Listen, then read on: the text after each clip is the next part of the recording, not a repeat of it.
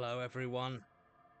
It's Johnny, and I am going to be streaming Disco Elysium. So, can I get because of the way I'm set up, I can't actually see the stream manager and the game at the same time. So, can I get a quick confirmation from the mods that you can see and hear me?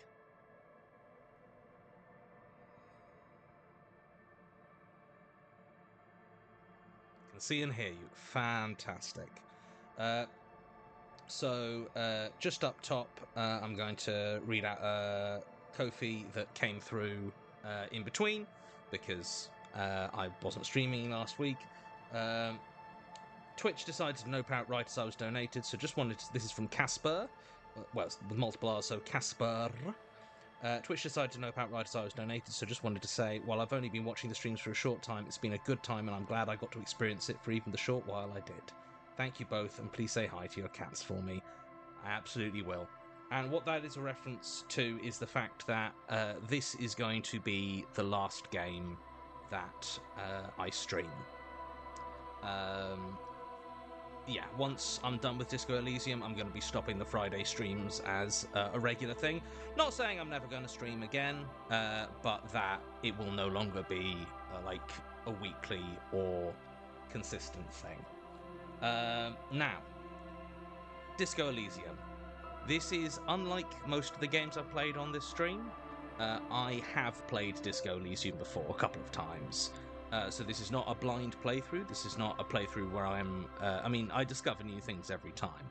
But this is not a sort of discovery playthrough. This is one where I want to show this game off to the best of my ability and to its best effect because it's very important to me. It came out at a time when the final cut, which was the version that I played through first, came out at a time where I was struggling a bit, and it really sort of spoke to me. It really helped me a lot, and it is a very spiky piece of art, I will say. They take some big swings, and they don't nail everyone, but it's very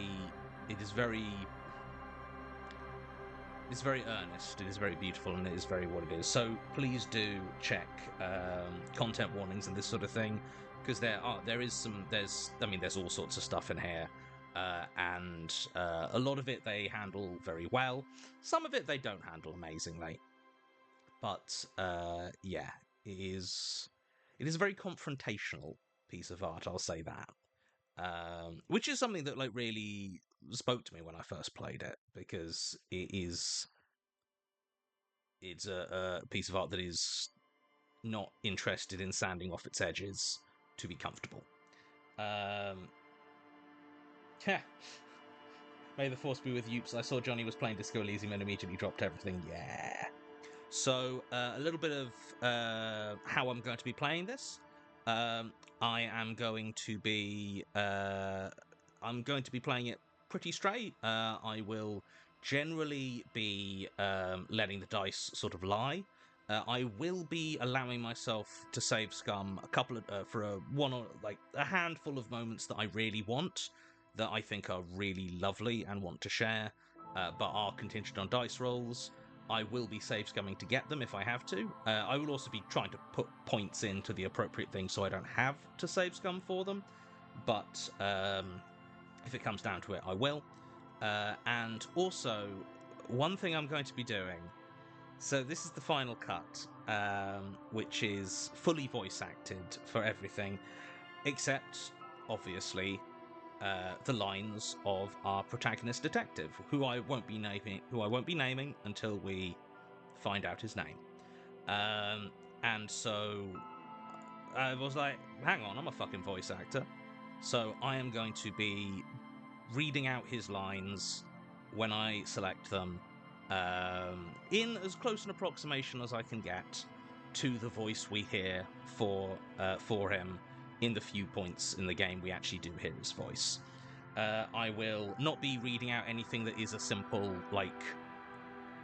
directing his focus or choosing something to do, but whenever he's speaking to people or speaking to himself, I will be reading out whatever entry I choose. I won't be reading the whole list. So that's something I'm going to be doing.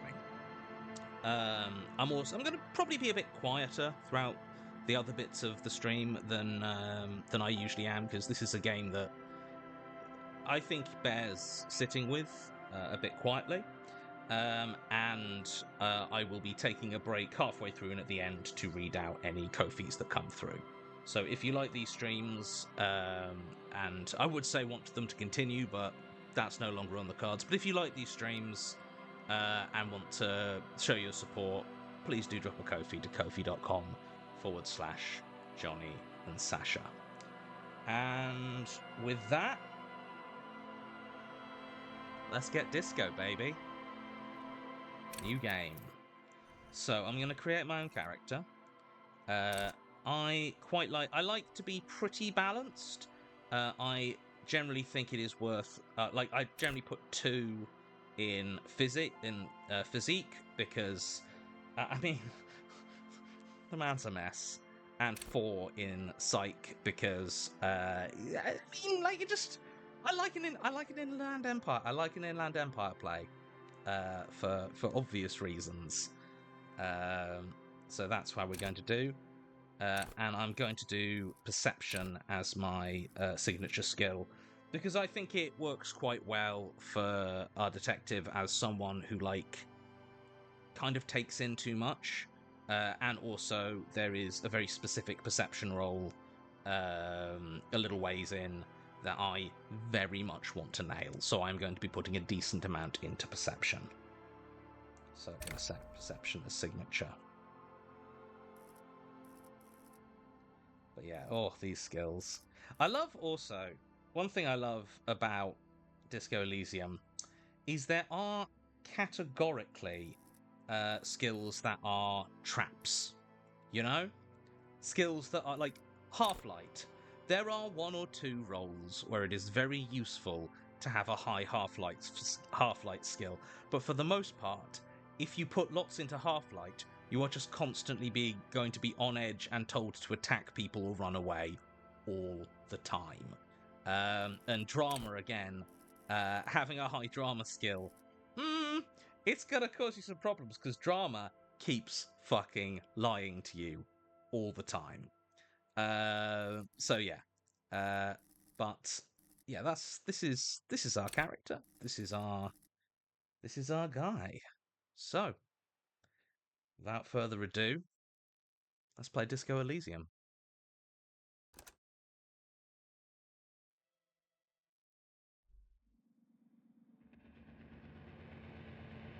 The Furies are at home in the mirror. It is their address. Even the clearest water, if deep enough, can drown. There is nothing. Only warm primordial blackness. Your conscious ferments in it. No larger than a single grain of malt. You don't have to do anything anymore. Ever. Never, ever. Never, ever, ever? Never, ever, ever, baby. An inordinate amount of time passes. It is utterly void of struggle. No ex-wives are contained within it. This is great. Yes, it is. Give me some more. You got it, sweet brother. Nothing upon nothing upon nothing. How about you cough up some more of that sweet oblivion? Coming right up, sir. Smooth passage. How long's he? Let's go. All right. Nothing town to fuck all borough. A return trip to the silence, please. You want me to upgrade that to a one-way trip, sir? Don't stop. Keep singing. Sing me the song of death. The song of death is sweet and endless. But what is this? Somewhere in the sore, bloated man meet around you. A sensation. Like a fly to the ointment, your conscience sticks to it. The limbed and headed machine of pain and undignified suffering is firing up again. It wants to walk the desert, hurting, longing, dancing to disco music. You can take it. You're a champion. Mother, help me. There's a head attached to my neck, and I'm in it. The stench of liquor rises from your mouth, and with it, an ungodly headache. Who am I? What sort of creature does this to their own mouth? A fiery streak penetrates your skull, trying to force your eyes open. It's a sound, a clarion call from hell.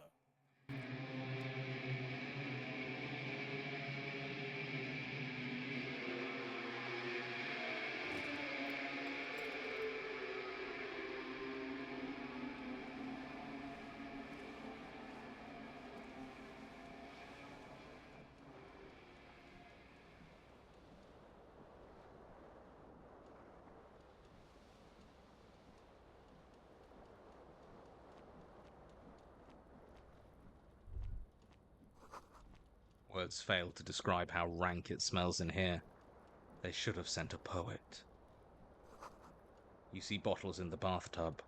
Wine, beer, and sweet liqueurs.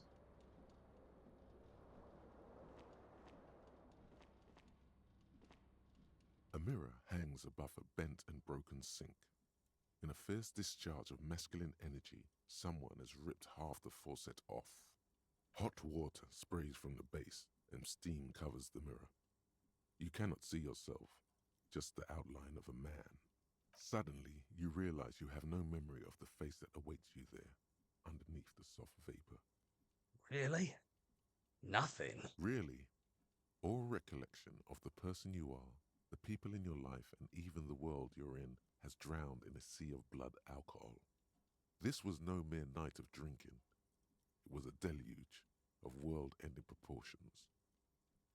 As you slowly reach your hand towards the surface of the mirror. A ball, yeah. There is definitely something wrong with it.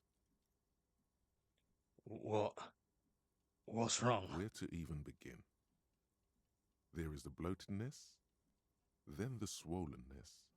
It's like there's an upholstery of alcohol underneath your skin. I'm sorry. Bet you are. Your nose feels like a small balloon in the middle of your face. It hurts when you honk it. It doesn't appear to be a particularly tiny nose either. Not with all the drinks it's absorbed for you. Well, at least my tongue is okay. It's not. It's swollen and snail-like, wriggling between your fingers. I'm scared. I want to stop doing this. Don't be scared. It's only your face. It's not like anyone's going to see it. Behold. You have no idea who this thing is, do you? Dear Lord, help me. What is this? Whatever it is, at least it's dead now. There's clearly rigor mortis on your face. Oh wait, is that an expression? Are you trying to make an expression with that face? I'm not making it. The face is making it itself. Please stop. It's horrible. You're scaring yourself. Okay. Oh my God. You can't stop. It's like it's not even voluntary anymore. You have worn that grin into your face and now it won't come off. What does it even mean? What is the emotion you're trying to convey? I think it's supposed to be suggestive. I'm afraid it's meant for the ladies. Please promise yourself you are not going to try it on any of the ladies, whatever happens. I promise. You liar. You can't even tell the truth to yourself. Go ahead. Try something. Like the rest of you, it comes from a bad place somewhere in the past. That's all you know for now. It's too late. Like an image on film. The expression belongs to your primary motor cortex. It would take a minor neurological miracle for you to cease producing it.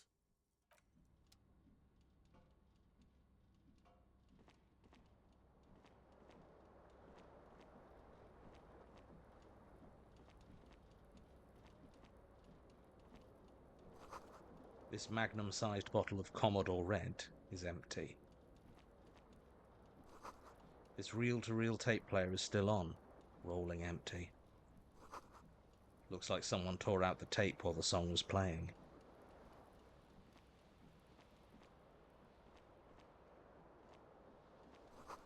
You must value privacy. The door has been locked from the inside.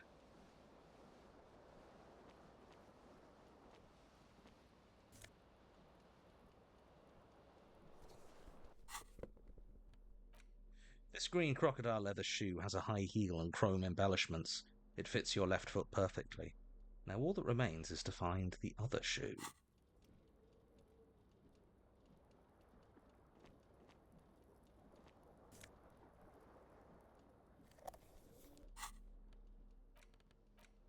There used to be a tape in this case, but it was destroyed in a fit of rage. Something about the Athénier's single, Smallest Church in Sanson, must have rubbed someone the wrong way. The label says the song was recorded in 43.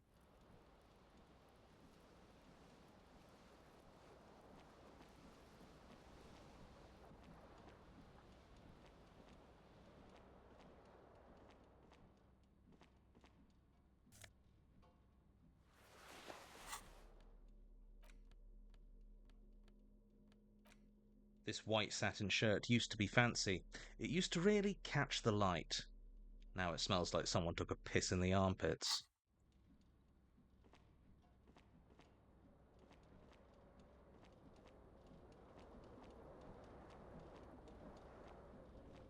This fan has two chain pull switches. One ends in a tiny fan, the other in a light bulb. A truly horrific necktie has somehow attached itself to one of the blades. Or has it been consigned there as punishment? You feel as though this creature is your friend and wants to reattach itself to your neck so that you may continue your adventures together in this strange world. You reach out to grab the tie, but what's this? Diffuse, radiating chest pain. Doom comes over you. This is bad. Feels like sharp stones grinding in your chest and keeping you from moving for quite a long time. Still ongoing. Now is a good time to start worrying. Finally, the pressure recedes. You find yourself covered in cold sweat and trying not to move, hoping it will keep you from dying. The blades come squeaking to a halt. It should be easier to reach the tie now. You swoop up and catch the tie. Snap. It's what you have in your hand is a fantastically colourful tie with 4 or 5 different patterns. The knot reminds you of a noose. A terrible mistake. Turn the lights off immediately. You can practically feel the photons burning a hole in your brain. The lights are off.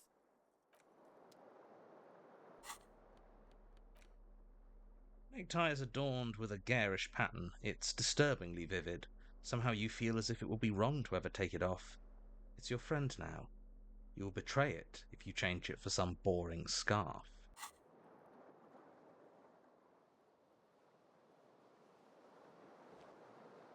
The window stands broken in its frame. Cold wind blows in. The morning light hurts your eyes. It's hazy, but you see the ocean and some war-torn buildings. What do you mean, assess the damage? How would you do that? What are you even trying That's a to shame.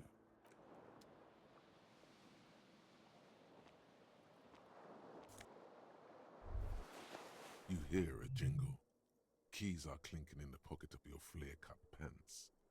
It says, whirling in rags, on the aluminium keyring. There is a single key on the ring. The number 1 is etched on it. It should open the door. These golden brown trousers are flare cut. Normal bell-bottom trousers would be boot cut, but these are far from normal. These are someone's piss-soaked, cum-stained party pants.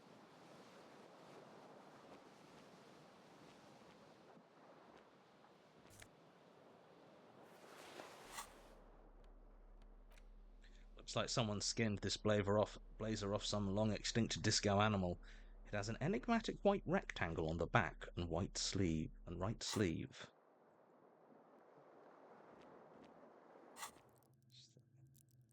Can't remember that one, just write it down.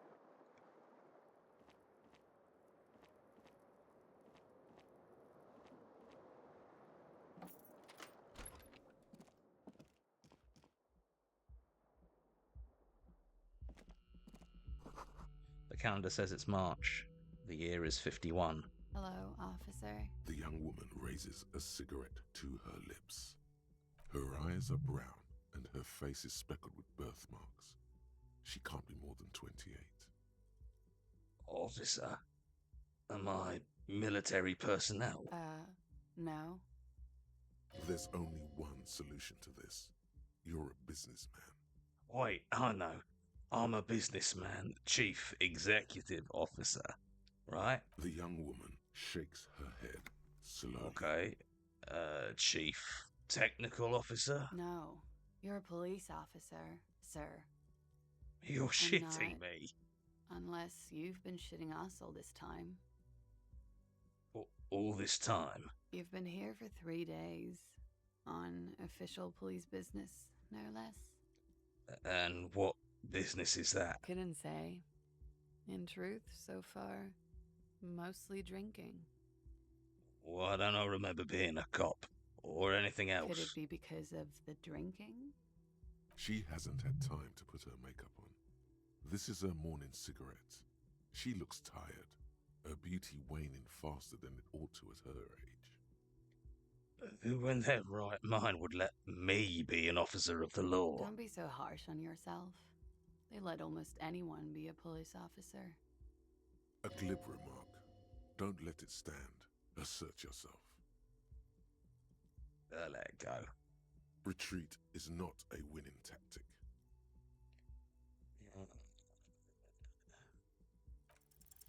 Try the expression. Come on, why are you still doing this? I'm at death's door. Bloated, a goner and still. Does the longing ever stop? Alcohol raises testosterone levels, especially in men. The levels remain elevated after inebriation ends and the pain begins. You seek comfort. It's only natural. She puts out her cigarette.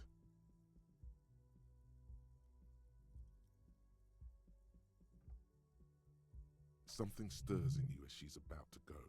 Call it an instinct, a need. The need to ask questions. It's like you've said the words 1,000,000 times before. She looks back at you, a light glinting off her eyes. What if I don't want to ask questions? You're a cop, Harry. It is unnatural of you not to want to ask questions. You don't have to. No one is forcing you to be a cop. Wait, I'll have some questions before you go. Yes? What is this place? Where am I? You're in a hostel, sir. No, where are we? Where in the world? We are in Revachol. Revachol is the disgraced former capital of the world, divided into zones of control under foreign occupation. Half a century after a failed world revolution, she is central to our moment in time. Should that mean something to me? You sure look like you're from Revachol. Revachol parties. Tell me, is it 51 now? It's 51. What century? The current century? And that's what? What number? Centuries don't have numbers. They have names. And this is the current one. How many centuries have there been then? Civilization has existed for 8,000 years, sir. What's so funny? You're right. There is nothing funny about civilization. Your room is next to mine. Did you hear anything last night? There was the usual ruckus. Loud disco music. Did I have any visitors? I couldn't say. It's impossible to hear people speaking from over here. Loud disco music. Oh, yes. Various artists. Ostentatious orchestration prime among them. Oh, were huge where I come from. I was very young then, of course. Like 7. Life gets hard, but we go on. Mostly just gets hard, doesn't it? It would appear so. At around 2 o'clock, the disco stopped and there was a change of pace. What happened? A slow, sad song started playing, like organ music on repeat. That went on for quite a while. Some of the time, you were yelling along to it. Was I singing this? Yes, there was a church in there, a really small church, like the smallest, saddest church in the whole world. It was about that. And also, What else? that it doesn't matter anymore and that we're alone now. It was difficult to tell. The song itself was very quiet and soft, but you sounded like a winded boar, sir. It was hard to understand what you were singing on top of it. When you say wounded, do you mean that in a cool way? Like a wild beast? Yes, it was very cool. Then what happened? Then you started screaming and trashed the place. You sure I wasn't being assaulted? No, it didn't sound like there was a fight. It sounded like someone was trashing their room. A window was smashed. The tape player, probably. The song stopped. And furniture, too. A real destructathon. There was screaming. Then I think you passed out. Please tell me there wasn't anything else. There was. I think you screamed that you didn't want to be this type of animal anymore. I may have misheard, but it was sort of memorable. I went out afterwards. Everything was quiet by then, around 4 or 5. And that was it. Okay. You can go now. Glad to have been of assistance.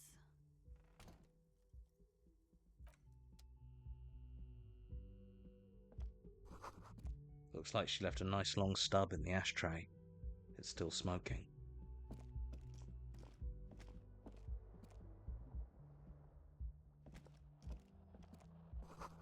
There's something on the table.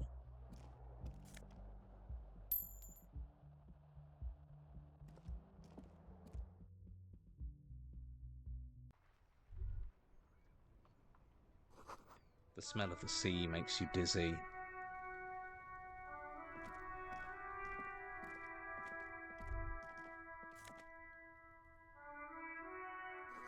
A gust of briny wind washes over you.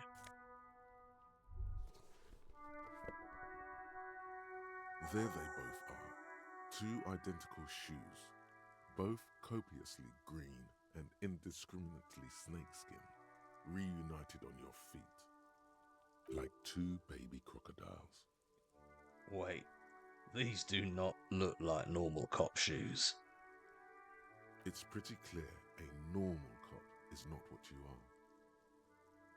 are. How do they fit? Good, they're balanced, comfy. Feels like the only good thing about you right now, truth be told. I'm just going to come out of the game for 1 second to turn the game audio up, because I'm told it is a little bit quiet. Sorry for the momentary...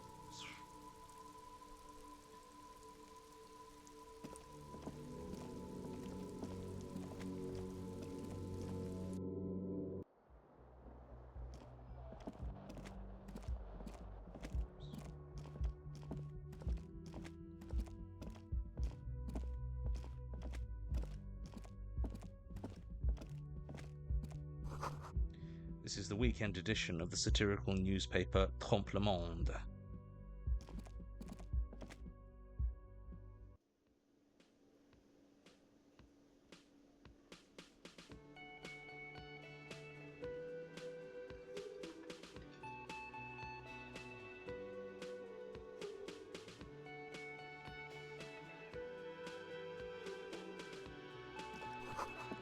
Summer door closed for the winter. This is where the lyrics would be. A big old karaoke mic just waiting for someone to sing into it. The speaker is connected to the radio. The music is seasoned with static. You should totally sing karaoke here. the first chance you get. Your emotions need to be expressed. People need to know your vast oceanic soul. My soul is immense. Utterly. And it needs to be heard. Through a PA system. By other people. What should I sing when it comes to it? You should sing the sad small church song from that tape you found. Thought it was obvious. Of course. They'll really get a gauge on my soul with that one. Serves them right. Wipe that smirk off their face with your sad, tragic small church song. Who's laughing now? No one. You would need another copy of the tape first, though. The one upstairs is destroyed.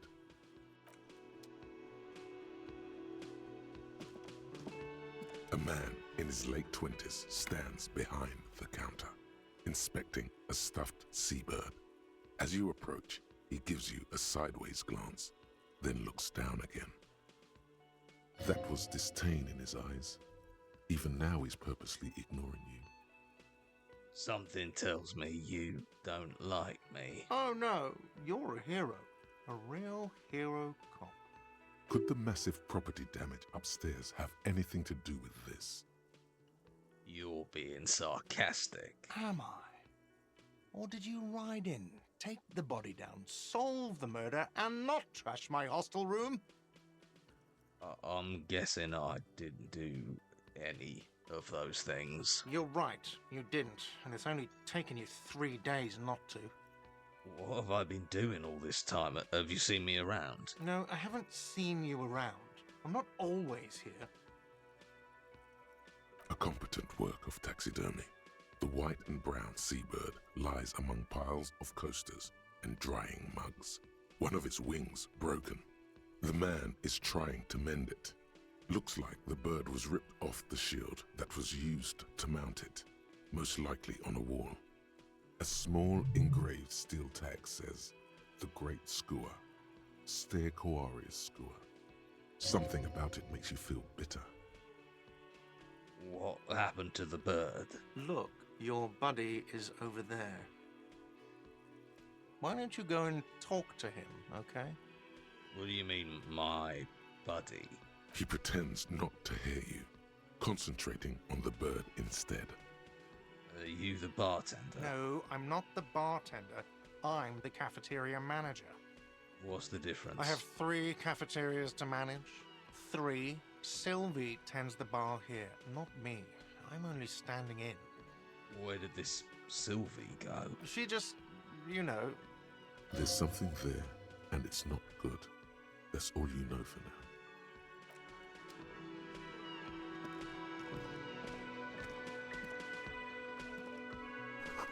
The menu has been wiped clean.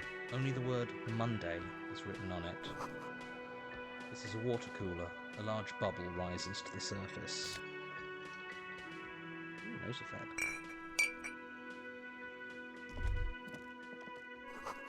The soft purr of an electric juicer comes from the kitchen. Someone is working. The door is bolted. A sign reads, "Kitchen reserved for personnel until 1300.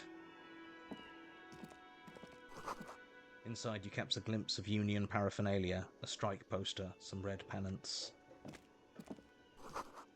A sign reads, "Mess hall reserved for union members. Doors open 1600.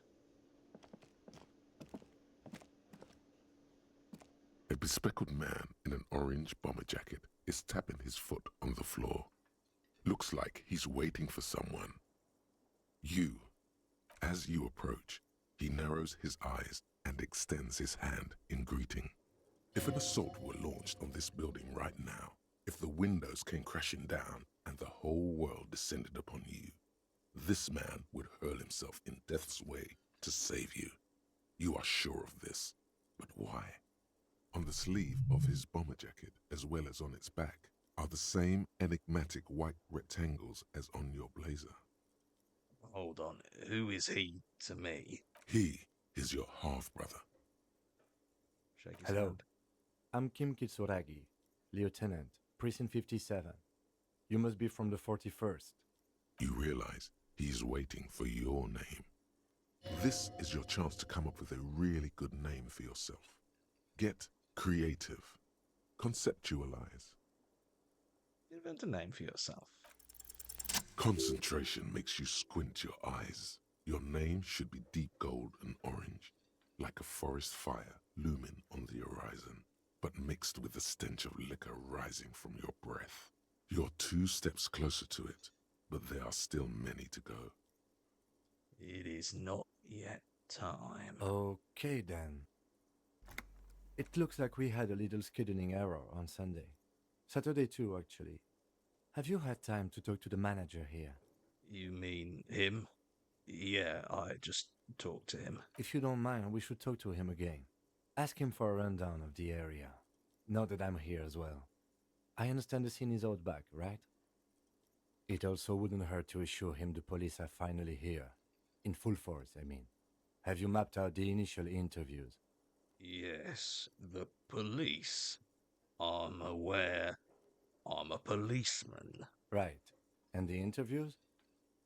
What At the interviews? 57th, we like to prepare an initial list of persons of interest, and then just skim the surface. Prepare the field, get to know the players. You don't do that? Maybe it's not an inter-district practice. I haven't. Okay, we'll have time for that after we take a look at the coroner's case. Have you removed the dead body from the tree? Dead body? Mm-hmm. I don't like dead bodies. Sure. But did you take it down from the tree? No. So, the body is still in the tree. This is the first time you detect a weariness in the lieutenant's voice. It is obvious he would have preferred for the body to no longer be in the tree. Where it has been hanging for 7 days straight. We should go there as soon as we are done talking to the owner. What if I told you I'm not really a police officer? We all feel that way sometimes.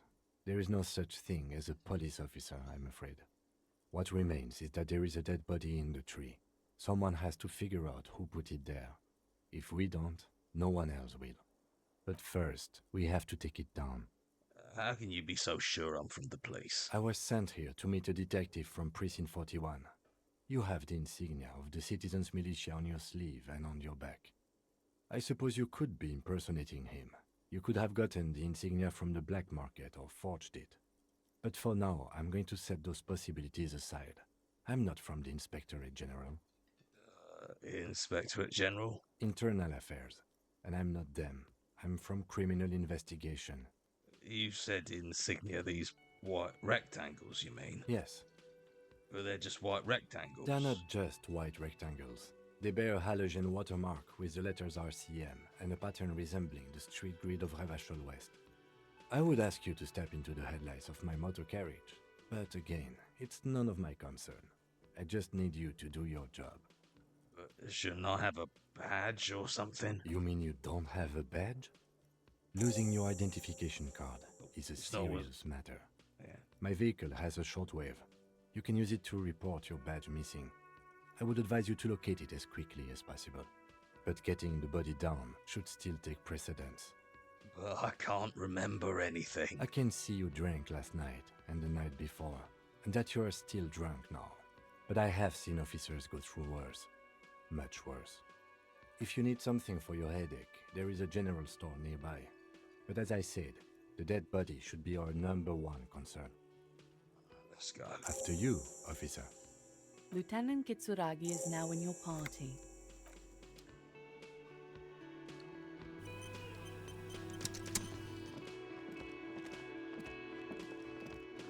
The bottle of rum has been knocked over. Beautiful dark liquid is spilling out. On the counter, rolled out of his open hand, you see a blister pack of headache medicine. Lieutenant, who is this? No idea. Looks like he works for Wild Pines, the logistics company who owns and operates the harbor.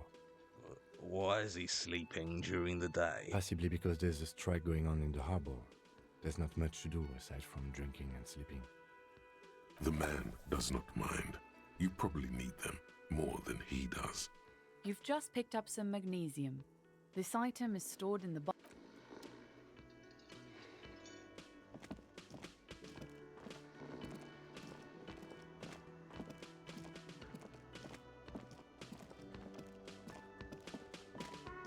The man with the unimpressive beard notices you approaching. He drops the ledger he was holding and turns to the lieutenant. Mr. Gart, right? You run this place. Yes. I am Kim Kitsuragi from Precinct 57. This is an inter-district investigation, so joining me from Precinct 41... What is golden orange like a forest fire, but smells like liquor? Are you kidding me? No, man, help me out. What is golden orange and smells like liquor? It's you. It's obviously you. You smell like liquor. And you're orange. See? Everyone agrees it's your color scheme.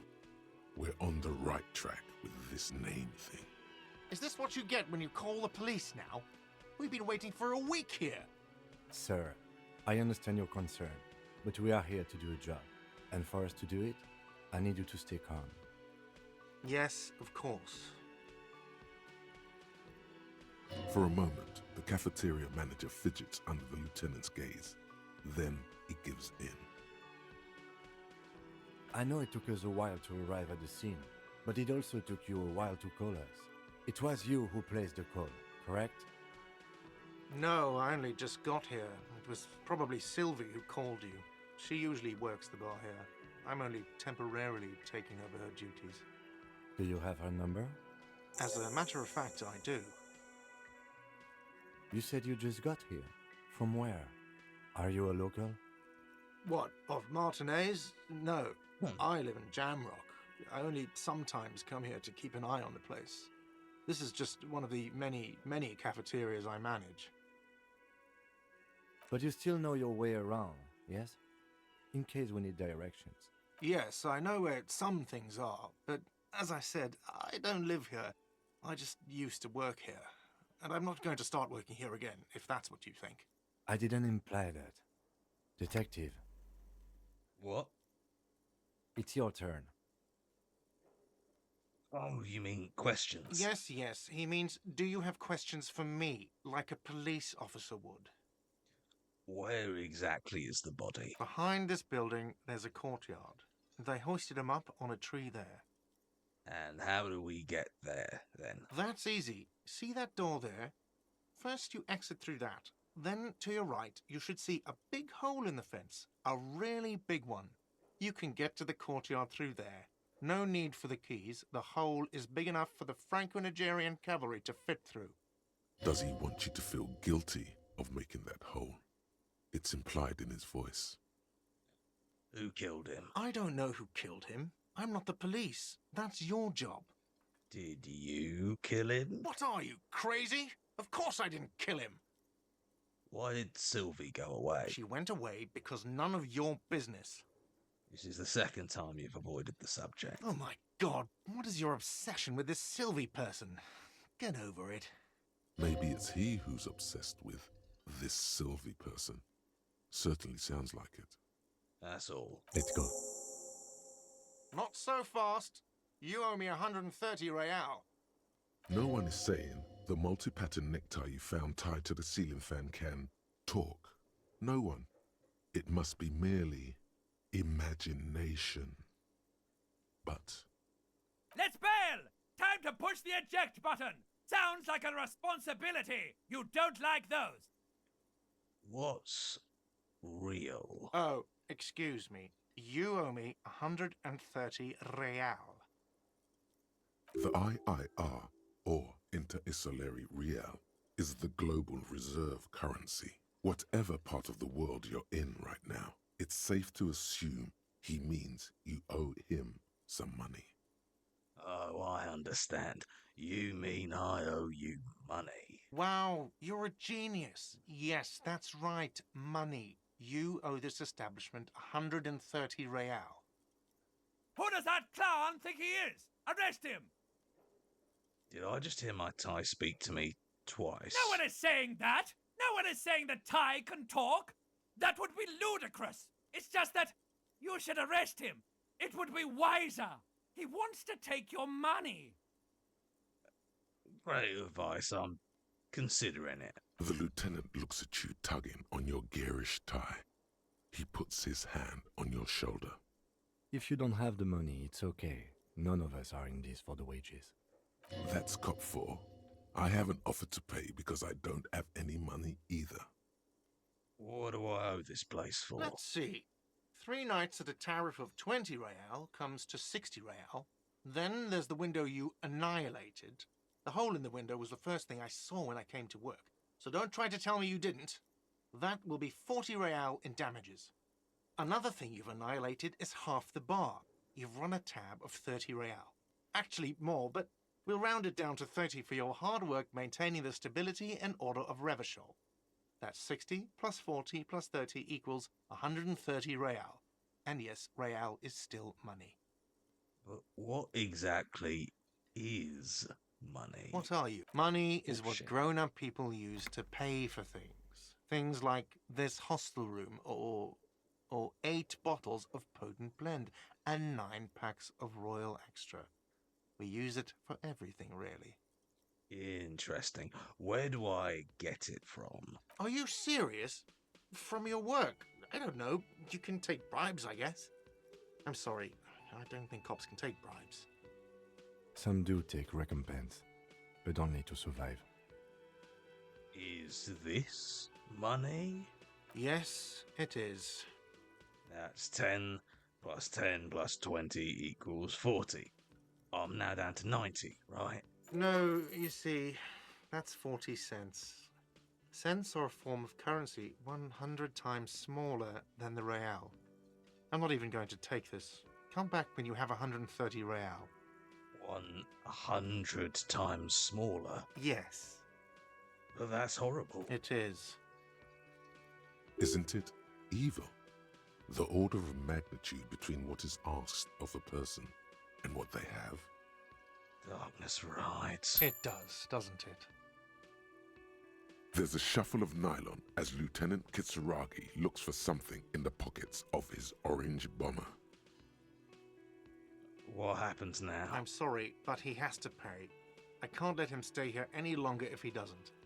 If he doesn't have the money by tonight, then... Officer, maybe you're better off working this from home for now. You live in Jamrock, right?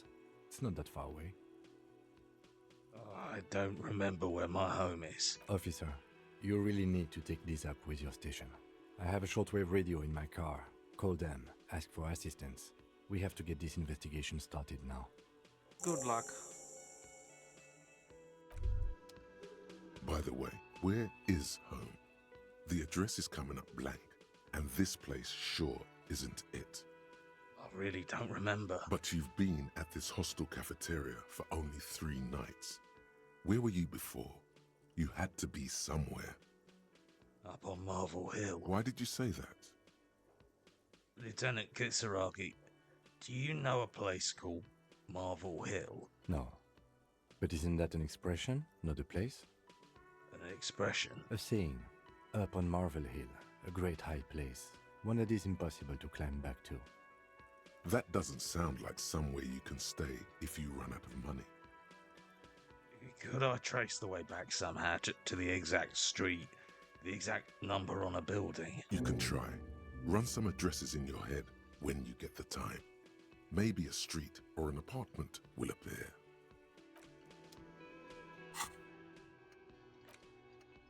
Let's rewind. Let's trace your drunken steps back home. Jump across the raised channel bridge southwest of here, fall over, get up. Get off the asphalt in 20 minutes, shuffle your feet through courtyards, scaring little children. Go onto the great raised motor track, the 881, until you reach La Domaine Eminent in North Jamrock. The streets are frozen this time of year, caked with ice. Walk down Main to Perdition. There's a side alley there, and your footprints in the mud.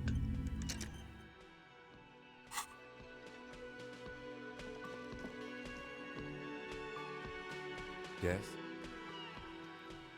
I think you should know that I can't remember anything. No response. He just arches his brow. I feel like I must repeat this. I don't remember anything. There was heavy drinking involved. Have you tried concentrating on something other than your personal affairs? There is a sudden, harsh edge to his voice, like he's tired of hearing about your personal affairs. But I'm completely lacking in basic information about even this organization we're in. Can you help me? Fine. We should get through this day first. Off hours begin at 9 p.m. If you're still having trouble then, I can give you an orientation. What's wrong with personal affairs? Not a fan. It's just the nature of lieutenancy. The RCM deploys a self-styled structure called the Decomptage as its chain of command. Every lieutenant is responsible for 2 sergeants and 8 officers. That means the average lieutenant has to deal with quite a few personal affairs. Even you know this. I'm afraid this is a medical situation. Really? You look fine to me. I'm talking serious. Unbelievable damage here. I saw myself in the mirror and had no idea who I was. This psychodrama is unbecoming of an officer. It's not psychological. Some sort of major brain damage has occurred on an unprecedented scale. Then you should consider seeking medical attention. You can use the radio in my kinema to call your station's Lazareth. Was there anything else you wanted? Tell me about the case. What do you want to know? Literally anything about it. I can't remember a single thing. Maybe you can tell me what you do know to help me narrow it down a bit. I know literally nothing about it, only what you told me before. Do you want me to brief you? Brief. Yes, that sounds good. 3 days ago, the RCM Emergencies Desk received a report about a security guard who was found hanged in Martinez. An anonymous caller said there was a dead body behind the Whirling in Rags hostel cafeteria. The cadaver had been there for 4 days. No one had come to investigate. During that time, the victim had been stripped of his belongings. The caller did not identify him, but used the word lynching. There is an ongoing labor dispute between the local dock workers and the logistics company Wild Pines. I was told we should approach the death as part of this dispute. Wait, does the briefing say who the victim was? A security guard or worker of some sort hired by Wild Pines. This was just hearsay from Martinez, of course. We need to find out the truth. Why didn't we know anything about the caller? They didn't identify themselves in any way. The tone was muffled using a device of some sort. The desk could identify neither the caller's age nor sex. Why hide themselves? There's a strong prejudice against involving the RCM in what's seen as union matters. The dock workers' union is the de facto police in Martinez. Now it appears they've started executing too. We cannot allow that. Hold on, and the RCM is... That's us, the Revachol Citizens Militia. We're the police in this city. The RCM, or the Revachol Citizen Militia, is the police force you and him are part of. A self-organized peace corps of the occupied city of Revachol. The RCM operates within a legal twilight, yet its authority is rarely questioned. It's super useful to know this. Let me just make this perfectly clear. Our job here is to find the killer. That's right. Would you say that this is a mysterious case? No, it's not a particularly mysterious case. Why not? The deceased is a security guard for a corporation involved in a labor dispute. It doesn't take a DeLorean polymath to put the pieces together. I just don't see the case getting more mysterious than that. I was thinking something otherworldly might be involved. You know, something supernatural. I can assure nothing like that will happen. Do you know why not? Why not? Because it's not part of reality. So desperately mundane. You need to funk this case up. There's something the lieutenant isn't seeing. The universe is too irrational, too morally complex. You should convince him. If we're from different precincts, why are we on the same case? I'm afraid you and I are pawns in a pissing competition. His disdain is clear. This man would not use such an expression otherwise. You What don't do you mean? know. I assumed you were in on it. You know what I'm in on. Retrograde amnesia. Better still than an imbecilic cop-off. Top off. It's just stupidity. We shouldn't waste any more time on it. If you want my take, ask me after we've inspected the victim. Was there anything else you wanted to know about the case? Actually, I have all I need for now. Good. I wanted to talk about you. Me? Yes, you. I don't see how my life is pertinent to the investigation. Will work better if we have more rapport. That's a fair point. All right, for the good of the investigation, what do you want to know? You're wearing glasses. That's correct. You feel a slight urge to put the lieutenant down for this, but you can't quite muster enough testosterone. Glasses are cool, I guess. Are they?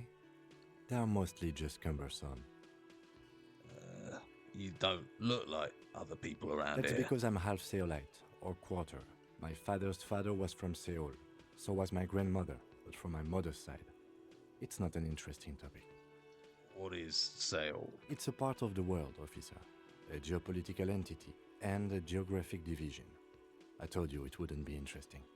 Seoul is a protectionist, isolationist, pan-Isolari state west of the Insulindian Isola. Actually, it's quite interesting. Some would even say mysterious. Okay, I guess it's not interesting then. I can see you're disappointed. You are right to be. I don't speak a word of Seolite. I've never met either one of my grandparents. I've never been to Seoul. I'm a regular, garden variety ravacholière. Tell me a secret about yourself. No. Oh, okay. The lieutenant nods. Do you ever talk to yourself? What do you mean? You know, when you're thinking, do you ever have conversations with, like, your brain? I have no idea what you're talking about. The lieutenant's conceptualization skills must be rather rudimentary. The lieutenant is a police officer of the old school. His concerns are material and extrinsic. But this isn't an old school case. I get it. You're one of those old school detectives. So what? That makes you the new school? God spare us. For real detective work, nothing beats a good notebook by your side. The lieutenant produces his small blue notebook and idly thumbs through a few pages. That's where his conversations with himself take place. We all have our different mediums. His is written. That's all for now. Good. Let's change the subject. You seem to be following me. Excuse me? Nothing, just an You have observation. a distinctive way of walking. If I were to walk in front of you, we would surely collide. What do you mean, distinctive? I hope you don't take this the wrong way. It's just a collegial observation. In the 57th, we call it the Jamrock Shuffle. Officers from Jamrock's 41st Precinct tend to move a bit erratically. How's that? They say it's a scene-clearing technique developed by one of your lieutenants for gathering evidence. It's erratic, yet thorough. Prioritizes containers. You're kidding me. Why containers? I don't know. Containers contain, I guess. I'm making assumptions. We should move on. Passing along frivolous interdepartmental stereotypes is not usually his oeuvre. He regrets bringing it up. I think it's a bit too early to try and convince him. Maybe later.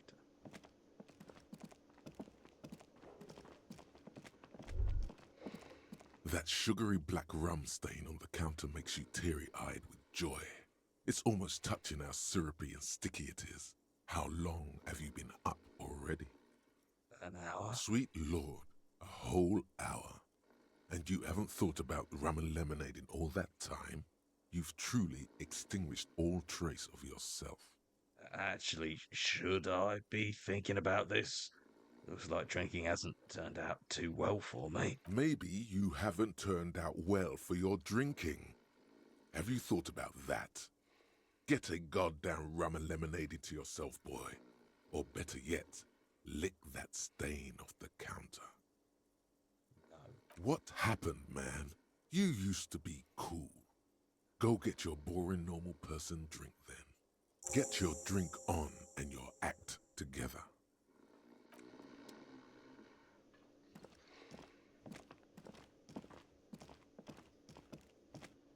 Hello, sweetie.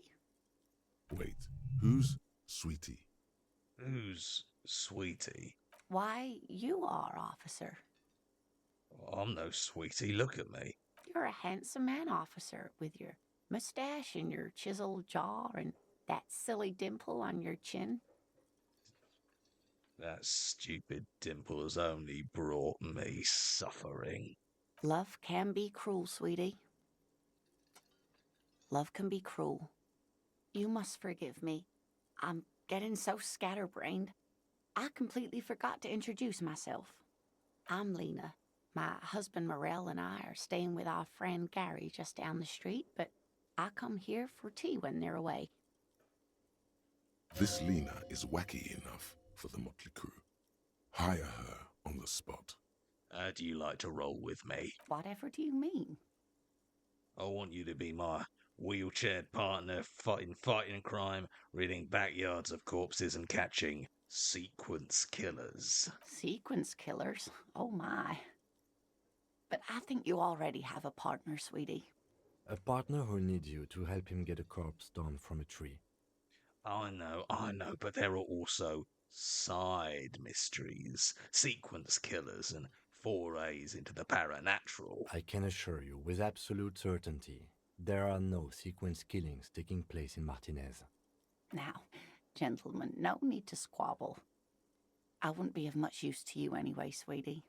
Why? 3 heads are better than 2. Thank you, but Martinez isn't the most wheelchair-accessible place, you see. I'd slow you down. Perhaps another time. I don't know if you've noticed, but I don't know where I am, or what I'm doing, or anything. Yes, officer. You look rather dazed. Like a I stunned fox. But surely things can't be that bad.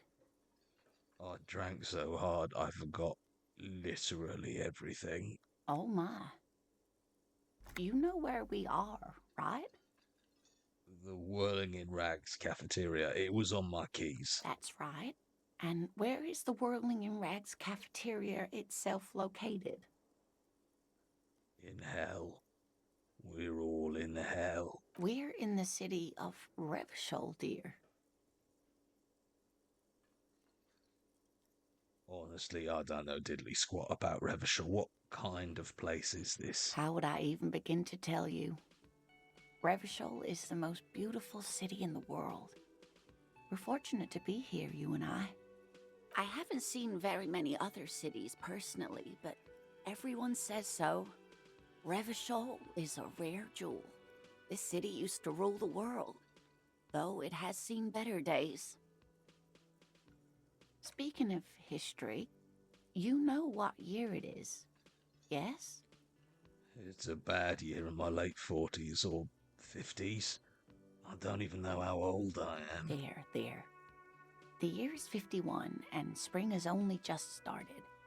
I'm sure there are better days ahead. The lieutenant studies you, rubbing his chin.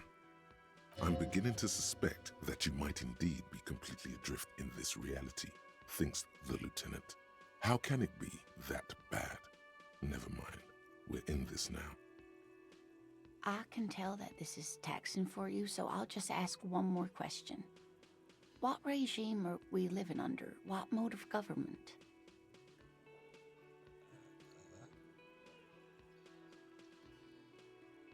I'd like to think it's the dictatorship of the proletariat, but something tells me it's not. Oh, sweetie. It's really not. There used to be people who thought that way. Other people who wanted those things, but they all went extinct. Revachol is a zone of control led by an alliance of foreign powers called the Coalition. We have almost no government of our own, and certainly no dictatorship of the proletariat. But they still have cops. If there's no government, how come there are cops? Oh dear, this is troubling. You really ought to know that, being one yourself. There aren't any cops in Revachol, not in the traditional sense. The status of law enforcement has been a complicated matter since the revolution. But we should stop for today, sweetie. You look like you need a break. Besides, I'm not the best person to explain the big things to anyone. She's scared now. She's realized you really are brain damaged. What is this revolution you mentioned? A defeat, I'm afraid. The people of this archipelago tried to build something new, something different. The rest of the world didn't like it, so they came and ended it. This was 42 years ago. What does that have to do with there not being any cops? It has something to do with everything. I really don't know how to explain it better. I'm just a poor woman, she thinks. What do I know of these things? And how can I help you? So, how did I do? You didn't do too well, dear. It does look like you're having trouble remembering things. History and places. Remembering reality, in a word. It's very odd. A sigh.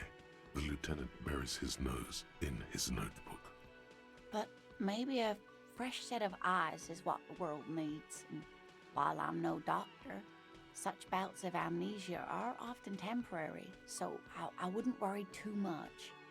She means this sincerely. Worrying won't do you any good. Who could tell me more? Someone more educated in sweeping matters. Maybe you should ask. No, I'm not an encyclopedia. I won't be a guide either. I'm a detective. Of course. Then I don't know. Someone rich, maybe? Wealthy people are educated. Though I don't know where you would find a wealthy person in Martinez. I've got to get going now. Of course, dear. Good luck with your case.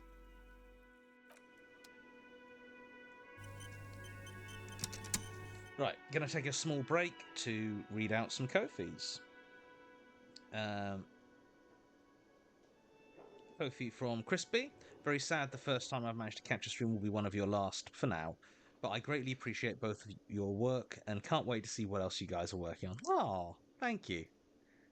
Bloody Baroness Koss and Madness Creations. I love this game. Great choice. Looking forward to your perspectives. Yeah. Red Dead Zombie. Hi, Johnny and chat. Discovered TMA in April 2024 and have listened to 200 episodes in 3 days and now enjoying Protocol while starting a job at the civil service. I crochet a Magnus unofficial mascot, Tapey, and have unironically loved Clippy and Blobby in the 1990s. Thanks. You're welcome. Also, that is very fast to have listened through all of the Magnus archives. I hope you are well. Ezzy the Magpie. Hello! This is only the second stream I've been able to catch, but I'll be sad to see them go nonetheless. Thank you for doing them, and also for all the other very awesome content you've put out that I've had the pleasure of consuming. Also, Happy Pride Month! Happy Pride Month to you as well. Red Dead Zombie. Also, my good news, I'm starting IVF. Wish me luck. Oh, that's fantastic. Good luck. And Project Sloth Cafe. Hi, I have a good news, good news sandwich. Good news, last week I was at UKGE and bought a cool game from these two cool people at MacGuffin & Co. For anyone who doesn't know, that's me and Sash. We run a small RPG publisher called MacGuffin & Company, and we were at UK Games Expo last week. Bad news, I was sick all week, so I've not played my cool new game yet. Oh, yeah. I'll be honest, after UKGE, we've been, like, not sick, but not well either.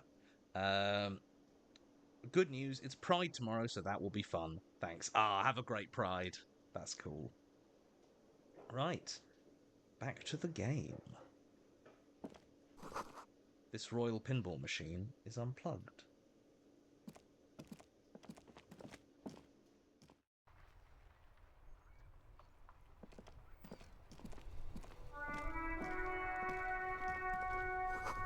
A heap of snow melts in this wheelbarrow. The street sign reads, "Fuck the police." Pigs go home. The street name is legible. The RCM in Martinez. What can I help you with? You sound We surprised. don't see a lot of police around here, that's all. I have some questions for you. Of course. What can I help you with? We need Of directions. course. Where to?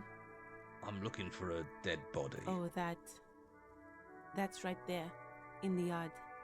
She's relieved someone has come for it. Finally. Even all the way over here. There's a drop of death in the spring air. Where am I? What do you mean? I'm a bit disorientated. This is Revachol, right? Yes, sir. District of Martinez. This intersection is called Roundabout North. He knows where we are. He just wants directions. What is up in the north? There's the pier, the Cape Side apartment buildings, some more tenements. Not a lot, really. What is in the east? The harbor gates. Some kind of commotion, I think. I don't follow the local politics. A fleet store, too. What is in the south? Some shops and a bridge. The canal bridge leads to the coast, but it's broken, I think. Some kind of accident, probably. What is on the other side of the canal? Just coast. There's a little fishing village there, and a fish market. But that got closed down ages ago. What is in the west? It's just water. No, actually, I think they call it the Martinez Inlet. There are some islands in the bay, but they're hard to reach. Thanks, that's all for now. No problem.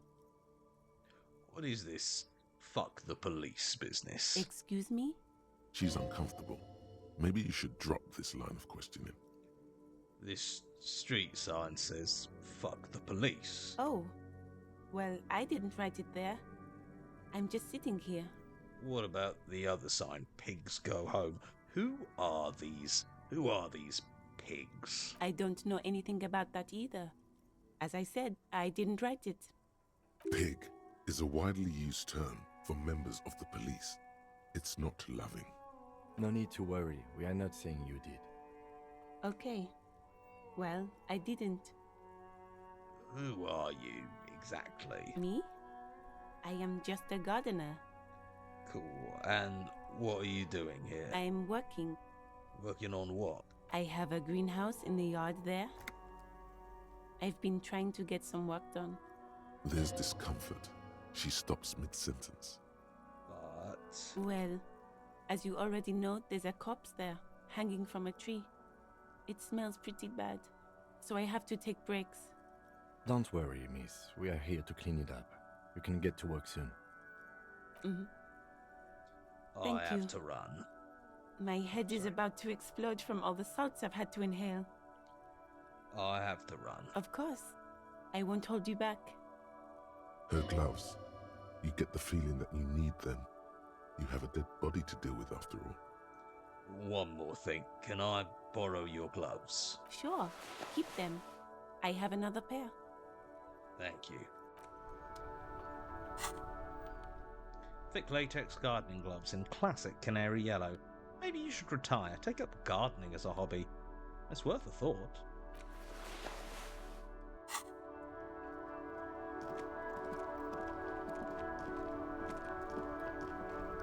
Before you stands a motor carriage. The bodywork is covered in blue and white livery, bearing the number 57. Vapor emanates from the large engine on the back of the vehicle. It hasn't had time to cool off yet. This must be the infernal machine that tore you from oblivion. Open the door. In the cabin, you are welcomed by a set of steering levers, a radio microphone on a hook, a pull-out toolbox under the seat, and the soft glow of the fuel preheater gauge. A scent of leatherwork and heavy fuel oils washes over you. Kim, what are we looking at? What is this machine? This is the Kupris Kinema, my motor carriage. You can use the toolbox and the radio if you'd like. Motor carriage, motor carriage. Something bad with a motor carriage. A dark lump rises in your throat. What is this sinking feeling I have with the words motor carriage? Nothing, nothing. It's probably nothing. Forget I brought it up. Please proceed with the carefree lollygagging. This must be what woke me up when you arrived in Martinez. The infernal noise. Yes, sorry about that. The Kupris Kinema does have a rather distinctive engine sound. He says it with very badly concealed pride. Do all policemen in the RCM have such cool motor garages? The Kupris Motorcar does provide most of our patrol vehicles, yes. But this is different. This is a sports model. I might be wrong, but this one is a sports model, right? You're right. I didn't take you for a motorcar enthusiast. Do you also like Tip Top, Detective? Was Tip Top? An interstellary racing series. You should definitely give it a go if you like motor carriages. It has fantastic competition. Can we turn it on and drive somewhere? No, I'm afraid not. We have a murder case on our hands, remember? In the cabin, you see a set of steering levers, a radio on a hook, a pull-out toolbox, and the soft glow.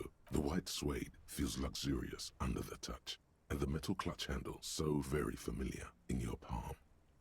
As you tap on the gauge, the indicator pin jerks as if startled. It's in the large orange sector, indicating the engine is warm. Next to the gauge is a red switch labeled heat. There's no use pressing the heat button. It won't start without the ignition key. Translation: we're not going anywhere right now. Alternative translation: don't even think you can drive my MC. A metallic drawer slides out from under the seat and clicks into place. The tools inside are neatly organized. Take what you need, officer. It's going to be a long case. I'm not protective of my tools, like some men are. He's clearly a little protective of his tools. But what can you do? Work is work. The pry bar feels nice and cold in your hand, heavier than you'd think. Useful for opening all sorts of doors and lids. The handles are long and sleek. Snap, snap go the cutters in your hand. You can do good work with these. Cut chains, locks, and ropes, especially belts. It's robust, weatherproof, and well-made. Police issue, blue. Lets you see things in the dark you would otherwise miss. The pull-out toolbox slides back into its nest. Preheater gauge casts a warm glow on the steering levers and the radio on its hook. The frequency tableau lights up, and the green button labeled Prime Line glows like a feline eye. And then you hear something. The soft purr of electrical kittens, radio waves cast far and wide over the metropolis. A woman's voice greets you through the static. This is Precinct 57. Hello, Lieutenant. How may I assist you? Hello, Alice. Please assist our colleague from the 41st Precinct here. I'm putting him on. Operating the radio is easy. Just be confident. You've probably done it 1,000 times. I'm in Delta 10. This is Firewalker. Copy. This is Officer Alice Demetri, Precinct 57. How may I assist you? Under the green prime line, a yellow saved button catches your eye. You wonder what the lieutenant's default radio station is.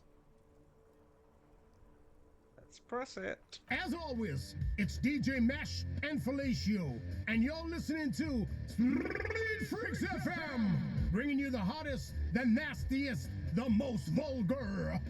A flock of seagulls takes off nearby, startled by the roaring radio. Right away, the lieutenant reaches into the cabin and turns off the radio. He's not looking at you as he says, Someone must have been messing with the radio, or maybe it picked up a random frequency. You wanted a prime line, right? He's still avoiding your gaze, and his ears glow red. Speed Freaks FM, huh? Oh, is that what it was called? Right, you don't want to get into this. No problem. Nothing to get into, really. But sure, let's focus on the important things. This is Precinct 57. Can I connect you to someone? I was told I need to connect to my station, the 41st Lazarus. It will take just a moment, officer. Her voices fade out into the familiar radio static.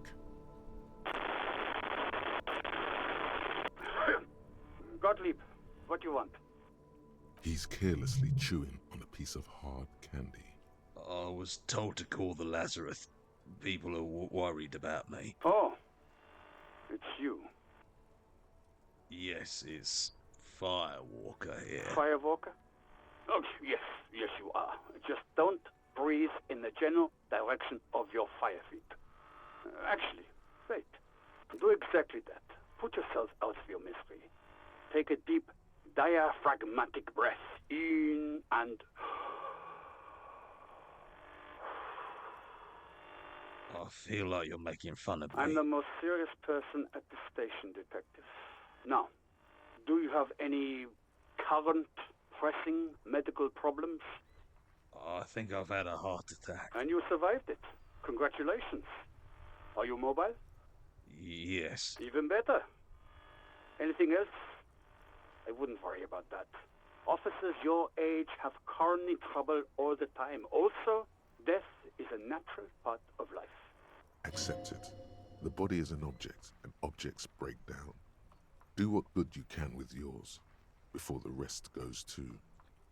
I couldn't reach up and grab a tie from a spinning fan without unbearable pain shooting through my arm. Hard to tell exactly what it was over the phone. Could be a combination of peripheral neuralgia and high blood pressure. Could be that you were having a heart attack. Or, actually, it could be both, given your profile. Wait, both? That sounds bad. Yep. No wonder I'm in so much pain. I feel like I've been damaged. Yes, probably in more ways than one. He sounds very careless about it all. Positively breezy. You're detecting very little in the way of empathy from Dr. Gottlieb. So, what do I do? Cut down on the drinking, pal. In fact, cut off the drinking. The drugs, too. Anything else? I've lost my memory. All of it. With all the damage you've been dealing yourself with drugs and alcohol, I'm not surprised. There is no surprise in his voice, only careless superiority. You're not surprised. Okay. Anything else? What else? I'm not a brain doctor. Look on the bright side. You've got a whole new life now. Use it wisely. It's hard to say if he doesn't believe you, or doesn't care. Isn't there anything you can do for me? What? You want me to do blood work for you again? Tell you just how bad things really are across the board? You want another rundown of everything collapsing inside your body? Yes, I want the truth. You want the real, honest-to-God truth? Stop drinking, eat magnesium and vitamin D. Our station is not a retirement home. We don't have the funds to deal with rock stars past their prime. So it's political. You're being neglected because of political reasons. And no, I don't want to hear a political commentary on the topic. In fact, I got work to do. Some idiot has glued his eyelids shut with cyanoacrylate. It looks like Mactorson. It's not fucking cryoacrylate. It's super glue, Doc. I guess that's it for now. Mm-hmm. Anything else I can help you with, officer? Could you connect me to the 41st Precinct? I have something I need to report. Just a second, officer. 10-2, 10-5. This is 41st. Come in. Over. A scrawny old man sits in a dusty cubicle, smoking, with a large white rectangle sewn on his vest. In front of him is a box-shaped apparatus with an array of wires and antennas. The radio switchboard. The man uses relay code. You've got this. You're a cop, and cops know relay code. 10-4 Station 41, I've got urgent business, over. 10-4, message received. 10-5, relay message. What's your status? Over. Just reporting in, over. 10-18, state your message, sir. I need to report my badge missing. 10-9, over. My badge, I can't find it anywhere. Basically, it's gone. 10-4, message received. This is a very serious situation. I need to 10-22 the captain. Over. Is it him? What does he want? Says he lost his badge and needs to report it. He what? He lost his badge? Hey, who is this? This is Communication Officer Jules Pidieux, sir. Over. No, the other one. You mean your partner? Over. What is he saying? He's asking who you are. I'm his goddamn partner. It's your partner, Satellite Officer Vitmar, sir. Over. Did he lose his memory along with his fucking badge? Who lost his badge? Dick fucking Mullen. Who do you think? It's Officer Dick Mullen from the bestseller Dick Mullen and the Lost Identity. Dick Mullen is not your name. It's the name of a fictional detective who would not lose his badge. Defend yourself. Immediately. They're laughing at you. Ha ha, officer's lost his badge, ha ha. Like I'm the first cop to ever misplace his badge. He says this has probably happened to other policemen before him and laughs sarcastically. Oh god damn it. Is he fucking kidding? The whole station's gonna be dicked for this. Satellite Officer Vicmar is wondering if you might be joking and adds that this tarnishes the reputation of the entire station. Over. Mullen dicked us. Can't we just move on? I want to get it reported and be done with it. 10-4, I hear you, officer. I'm just going to make a note here that you are in pursuit of your misplaced badge. Over. Fuck me. Mac, come here. You've got to hear this. Dick Mullen lost his badge. What's going on? Super Cop here lost his badge. He lost his what now? His badge. He lost his goddamn fucking badge. Didn't you glue your eyes shut earlier, and now you're making fun of me? Lost a badge. Can you all please just stop saying lost his badge for a moment? He asks you to please stop saying he lost his badge. Why? Did he find it? Sergeant Orson was wondering if you found your badge yet. Over. You don't have a comeback. Sorry. It's hard to think like this. He's not replying. Looks like he's still looking for it. Enough with this now. I have other things to discuss. 10-9, come again. I didn't get that. Over. New heights even for Captain Sober. Ask him. Ask him if he's lost his gun too. Sergeant Orson wants to know if you lost your gun too. Over. Check your pockets. Check your... Holy fuck. You don't know where it is, do you? I don't have my gun! No. It's gone. It's not fucking on you. Don't sweat it, Bratan! You don't need a gun to have fun! We can still have fun! It's not all over! 10-9, come in, officer. Did you get my question? We were wondering about your gun. Over. Lying over the phone? It's easy. Just say it like it's the truth. And then it becomes it. No, of course I didn't lose my gun. He says he didn't. Thank God for that. That would have been a nightmare. I don't even want to imagine the poor prick who has to relay that kind of news to the captain. Losing his badge is bad enough. Tell him to find it, and fast. We can't have some gangbanger running around with it. We're all glad to hear you've not lost your gun, officer. You need further assistance. Over. I am in dire need of financial assistance. 10-4, I hear you. I don't have the authority to grant your request, but... What does he want now? He's asking for money. Is he fucking kidding? I don't think he is. Don't give that asshole anything. He's just gonna drink it all. Right. That's a negative on the additional funds, sir. Over. Please, I'm begging you here. I don't even have a place to sleep tonight. He says he's in trouble. Doesn't have a place to sleep.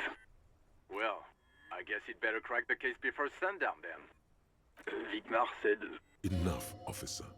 This begging is below your dignity. I don't want to be here anymore. I want to go home. Please come and get me. Listen.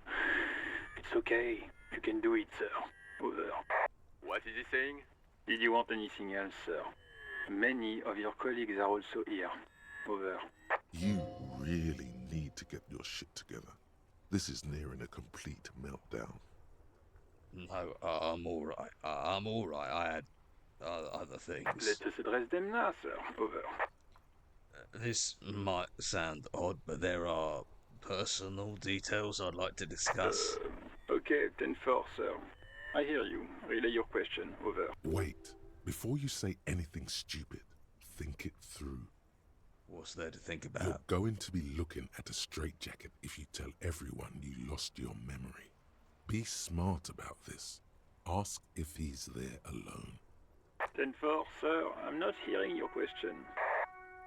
Hold on, are you alone in the room? I need some confidential information about myself. That's a negative, sir. I got 10-12 visitors present here.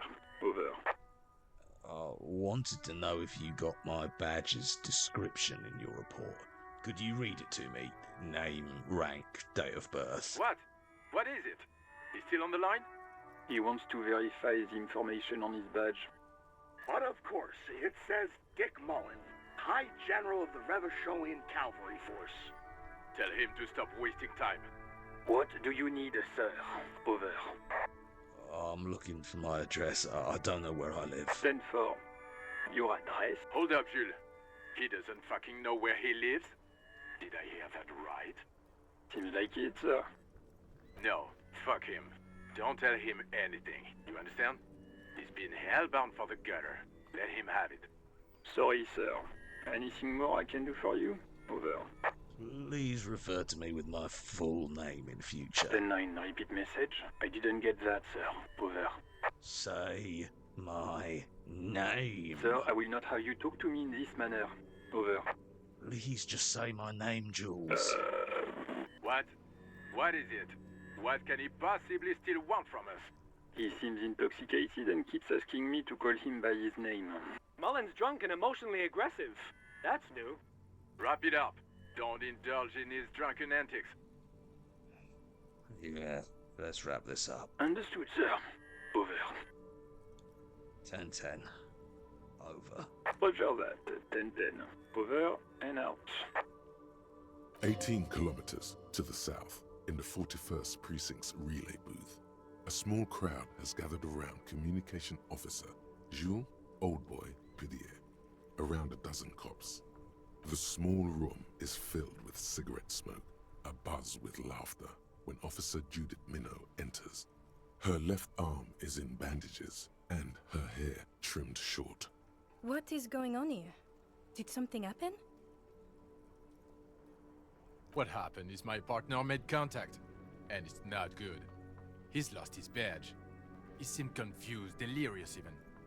Mac, the torso Torson, is finger-fucking his fist, laughing hoarsely and apparently telling some dirty story to his partner, Chester McLean, near the entrance. Yeah, Mullen was fucked, alright. Sounded fucking drunk to me. Yeah, Mac's right. This was some gnarly shit there. I mean, before he started begging for money, it was... Enough! None of this is funny. It's fucking sad. That's what it is. He's a cop. He's one of us, goddamn this. We must help him. Yeah? How do you fucking plan to do that, huh? Get him off the drink? Go jogging with him in the morning and get him on carrot juice? He's a lost man. I just know we can't give up on him when he's at his weakest. He wouldn't. Mac, man the door. You know what he told me? I don't want to get better. I want to get worse. Those were his words. This shit does not leave this room. Not a word of this to the captain, or anyone else. We'll give him a couple of days to pull his shit together. I guess I can hold off the report for a few days. Good. Okay, everybody. Nothing but a prank call here. We all got our laughs. Now get back to work. Far north, on the other side of the motorway, the officer quietly hunches with his hand in the motor carriage. This is Precinct 57. How may I assist you? I need you to connect me to a civilian, Sylvie. She may have reported a murder. Of course. What is her number, officer? Kim, didn't God give you Sylvie's number? Yes, hold on. Her number is 005 1944 298. Received. Hold on, officer.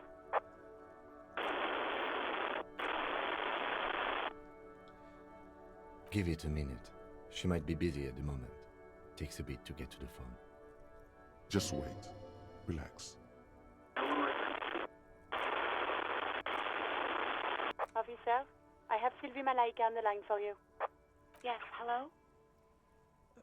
Sylvie, I believe we've met before. This is me, a detective from the Whirling in Rags. Oh, right.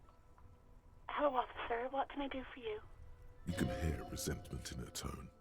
She's not thrilled to be talking to you again. Was it you who called the police? No, not me. Well, why didn't you call? Didn't the corpse behind your workplace bother you? What? Of course it bothered me. But I thought the union already knew about the corpse. What does this union have to do with anything? No one calls the police. The union would get angry. What do you mean by that? You know, what the union says goes. People listen to them and they take care of their own, which is like everyone here. Garbage. Wait, Kim, is she speaking the truth? The union is the law around here. Legally, no. In reality, yes. Martinez is de facto policed by the dock workers union. Words are not necessary to feel the lieutenant's discontent for the situation. Looks like there's a limit to my authority then. Mm-hmm. Tell me, why exactly did you let a corpse hang in your own backyard for weeks instead of calling us? I didn't want to get in trouble with the others. Push her further. Show her the error of her ways. No, don't push her. It sounds as if she's about to cry. I see. Don't worry about it, I understand. You do? What else can I do for you? Do you know who made the call? No, sorry. I don't. Not a lot of people have phones around here. Copper thieves take the wires. People don't have the money to have the cables put in again. They use the union's phone, or the one on the coast. It was someone else. We'll find them sooner or later, officer. It just might take a while. Okay, next question. Yeah, go on. You quit your job at the Whirling. Why? You mean, why did I leave the bar? Honestly, I'm not really comfortable discussing it with you, sir. Wait, why aren't you comfortable discussing it with me? Let's just say I left because I needed to get away from someone. Get away from whom? You know whom. You think you hear a sliver of accusation in her words. Don't be paranoid. She's obviously talking about someone else, not you. You mean me? You needed to get away from me. I really don't want to talk about this. Let's just forget about this, okay? All right, I won't push you on this. Are you ever coming back to work? Maybe, I don't know. I just know I have to take some time off right now. Have you seen my badge? Yes, I know who you are. You're a police officer. The law. Wait, how did you first learn I'm a police officer? You told me back in the Whirling. You told everybody, and so does your badge. I don't need to hear about it anymore. My badge is missing. Have you seen it anywhere? Oh, no, I haven't, sorry. Real policemen have uniforms too, by the way. Where's yours? Kim doesn't have a uniform, and he seems real to me. He's in plain clothes, voluntarily. It's different from not knowing where your uniform is. There are officers who wear the signature Perseus black uniforms to the highest ranks in the RCM and end up buried in them as well. Others do it more casually. Looks like you're one of them. Have you seen my policeman uniform? Uniform? I never saw you in any uniform. You had your things on. The disco things. Have you seen my gun? Please, no. Not this again. Everyone saw your cool gun, detective. I showed you my gun. When did it happen? You were trying to impress some people with it. Everyone was eating, and... And what? What did I do? You were waving it around in everyone's face, begging them to describe it. You said it calms you, and then you started making suicide jokes. It got pretty graphic. Some poor sod was trying to eat his pudding while you were screaming, spit flying, imitating the mercy shot right next to him. Spat some in his food. I don't think he touched it after. Okay. I don't know what to say. Me neither. Yes, but what happened to my gun? No idea. All I know is next you were waving around money instead, saying things like big bucks cannot lie and guns can't buy money, but money can always buy guns. It almost looked like you pawned it. But believe me, I did not ask. I think I got everything I need. Thanks. I do hope so. Please, don't call me again. Bye. Yes, you have obviously done something to upset her at the Whirling in Rags, when she was still working there. Wait, before you go, you're mad at me, right? Tell me, what did I do? I can't remember anything. I'm not mad, it's just... You were so drunk and so emotional all the time, and then the skua thing happened. It just made me want to quit. What skua thing? The stuffed bird. The great skua. You threw it against the wall while screaming, "Fuck that bird," and laughing like a maniac. I think you said it had been giving you shit ever since you got there. That sounds like me, alright. Didn't seem like you had fun doing it, though. So you're telling me that I was the one who made you want to quit? Yes, obviously. You were the worst client I've ever seen. And I have seen so many assholes in this place. I've had sailors fighting, union guys grabbing my ass, kids stealing booze. Once a guy was glued to the karaoke machine every night for 2 months. But you... Go on. I want to know what I did. Well, you were worse than all of them. Honestly, you were getting borderline aggressive. Even about little things like not turning down the volume at 3 a.m. I even liked one of those songs you kept listening to on repeat. No more. I hate it now. Hold on, which song? We Go On by the O.O. I can't listen to it anymore. You've turned it into a parody. Sorry. Sorry about the song. To hell with that song. Then there was your room. Your project. An experiment to see how bad it can get in there. I tried to send the cleaner, but you wouldn't let me. Threatened to make me understand. I had no idea what you meant, and I don't want to know. And then you screamed something about how you're a piece of shit human being, and why does anyone even let you work as a policeman? That you'd fire yourself, but you can't even do that. Sounds intense. And then I had to deal with your toilet.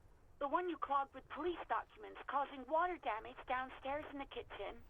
I won't even mention you waving your gun around, harassing customers, threatening to sing karaoke, threatening to kill yourself. Wait, police documents? The ones I had to wrench out of your toilet. What happened to them? Damn it, I don't remember what I did to your damn papers. I don't remember every little thing I do. Especially when there's a hurricane loose. It's your fault for losing them, not mine. Something in you wants to immediately forget about this, as if there was a reason you threw them away. Okay, I get it. I wasn't a very good tenant. No, you really weren't. You were simply the worst. I am truly sorry God, for everything, Sylvie. I knew I shouldn't have brought it up. Just try not to call me again, and let's pretend it never happened. What else did I sing beside the O.O.? I'm looking for a song. All sorts of things. From disco, rock too. So much disco and rock. Was I singing The Smallest Church in Sanson? Yes, that's the one you like to sing along to the most. The later it got, the more that one came on. Interesting. You still have to find a copy, though, before you can blast it. Right. Thank you for talking with me.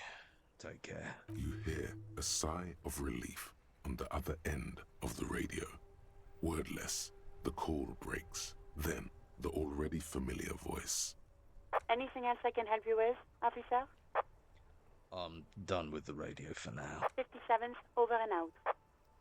In the cabin, you see a set of steering levers, a radio on a hook, a pull-out toolbox, and the soft glow of the fuel preheater gauge.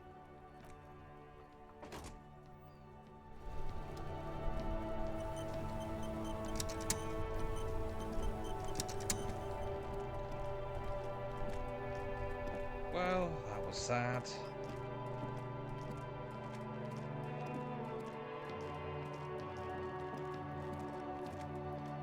You see a set of tire tracks in the brown slush that covers the plaza mosaic.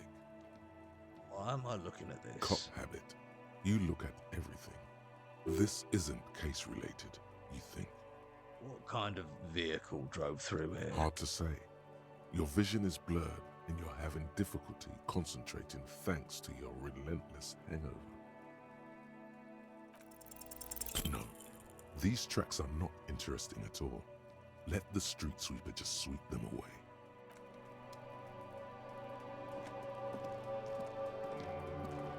It's getting a bit late, so we're not going to get onto Kuno, because Kuno's going to take a while. Might look at these tracks, though, because smells like spoiled meat and curdled dairy. A human being decomposes. There are several footprints in the mud, left by work boots. Anywhere from 6 to 12 pairs have walked here. What kind of boots? Heavy workers' boots with reinforced toes and hobnails, all over the yard. Isn't this something an industrial worker would wear? Lieutenant, workers' bootstraps. Noted. Tracks. What do you think you are? A super detective? You're hungover. These are just dents in the mud. No pattern emerges for the time being. I'm gonna up my visual calculus because I want to try some of these rolls again. There are several footprints in the mud, left by work boots. Anywhere from 6 to 12, maybe more than 12. No, 8 pairs of boots have shuffled back and forth in the mud. 1. Standard work boot, steel reinforced toes, number 46. 2. Standard work boot, steel reinforced toes, number 44. 3. Hobnailed work boot, steel reinforced toes, number 43. 4. Standard work boot, number 45 or 46. Wait, which is it? You don't know. It's a miracle you can tell the prints apart as it is. The cold must have preserved them. 5. Another standard work boot, steel reinforced toes, number 44. 6. An aberration, light as air, even pace, same make of boot, but number 41. Male or female? Impossible to tell. Could also have been an adolescent. The gait is undeveloped. I'm pretty good at this, ain't I? It's as if the whole world darkens. Everything else has a thin film of unimportance on it, and the tracks burn in the middle of it, in a strange, beautiful way. 7. The glowing outline of a standard work boot, number 46, but the imprints are twice as deep as the others. The weight exceeds 200 kilograms. 8. And yet another standard work boot, number 44. There's an aberration in the pattern of the sole, however. The right sole is smoother, more worn. How many? 8. I was pretty off then. I counted 20. Same guys are going back and forth. I never got the hang of it. Hyperopia. Do you see anything out of the ordinary? Light step, number 41 shoe. A woman? Or a kid? I don't think there's any way to be sure. Understood. Anything else? A heavy one, 200 kilogram imprint. 200?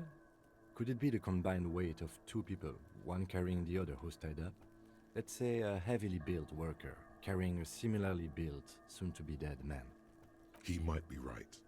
200 kilograms of living weight is unlikely. Maybe it was a giant. Maybe it wasn't. There is real, palpable excitement in his voice at the prospect of it not being a giant. But maybe it was. Just imagine it. A giant man of at least 2.5 meters tall. It could have been, but if it wasn't... One of them was carrying him over. Possibly, yes. An aberration. One soul is smoother than the other. Interesting. Let's name it the odd soul.